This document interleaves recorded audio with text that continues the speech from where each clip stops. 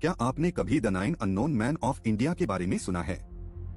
यह एक गुप्त समाज है जो सदियों से रहस्य में डूबा हुआ है। सम्राट अशोक ने 9 लोगों के इस समूह को उस ज्ञान की रक्षा और संरक्षण के लिए बनाया जो गलत हाथों में खतरनाक हो सकता था। उन्हें अशोका सीक्रेट सोसाइटी भी कहा जाता था। 9 अज्ञात लोगों को 9 अलग अलग क्षेत्रों में अनुसंधान, विकास, रखरखाव और ज्ञान की रक्षा करने की जिम्मेदारी दी गई थी।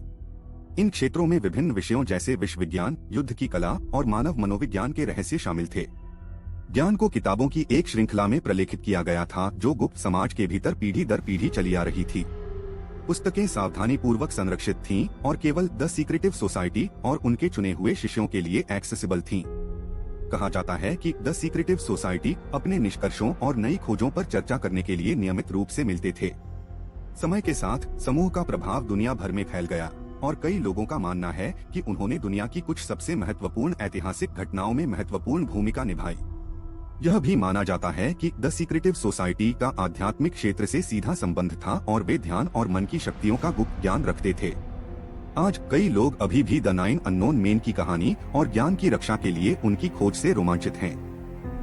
जबकि समाज के अस्तित्व का कोई ठोस सबूत नहीं है, द 9 अननोन मैन की कथा दुनिया भर के लोगों की कल्पनाओं को आकर्षित करती है। 1923 में टैलबोट मुंडी ने अशोक के गुप्त संगठन के बारे में एक आधा मिथक और वैज्ञानिक सिद्धांत 9 अननोन मैन प्रकाशित किया।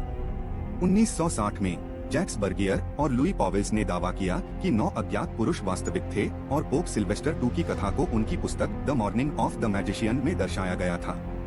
कुछ समकालीन उपन्यास जैसे स्वपन सक्सेना के फाइंडर्स कीपर्स 2015 और क्रिस्टोफर सी डॉयल के महाभारत सीक्रेट 2013 भारत के पुराने गुप्त समाज को संबोधित करते हैं।